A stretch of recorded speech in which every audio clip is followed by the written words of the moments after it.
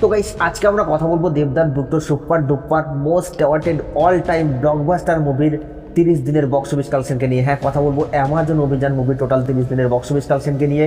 Day 30-এ কত টাকা box office collection করেছিল, এবং কথা বলবো ধূমকেতু মুভি টোটাল 30 দিনের বক্স অফিস কালেকশনকে নিয়ে এবং 30 দিনে এসে কত টাকা বক্স অফিস কালেকশন করলো। তো গাইস আপনারা জানেন রিসেন্টলি টাইমে কিন্তু এই দুটো মুভি দেবদার ক্যারিয়ারের সর্বোচ্চ আয় করা মুভি, এবং 1 নম্বর রয়েছে অ্যামাজন অভিযান এবং 2 নম্বরে কিন্তু এখন ধূমকেতু। এবং এই জায়গাটা কিন্তু পরিবর্তন হতে পারে দেবদার মুভি রঘু ডাকাতের মাধ্যমে। যাই হোক, এখন আমরা কথা বলবো যে অ্যামাজন অভিযান মুভিটা তার ডে 30-এ এসে কত টাকা বক্স অফিস কালেকশন করেছিল। তো গাইস আপনাদেরকে জানিয়ে দিই, এই অ্যামাজন অভিযান মুভিটা তার ডে 30-এ এসে বক্স অফিস কালেকশন করেছিল 19 লক্ষ টাকার মতো, এবং টোটাল মুভিটা 30 দিনে বক্স অফিস কালেকশন করেছিল 27 কোটি 29 লক্ষ টাকা।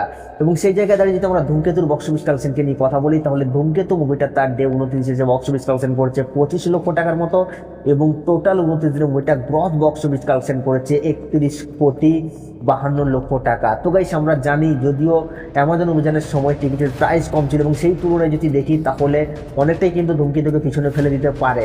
তবে এই বিষয়টা নিয়ে আপনাদের কি মতামত আপনারা নিচের কমেন্টে অবশ্যই জানাবেন, এবং আপনারা কোন মুভিটাকে এগিয়ে রাখছেন সেটাও নিচের কমেন্টে জানাতে ভুলবেন না। আর সাবস্ক্রাইব করে দাও নেক্সট ভিডিওর জন্য।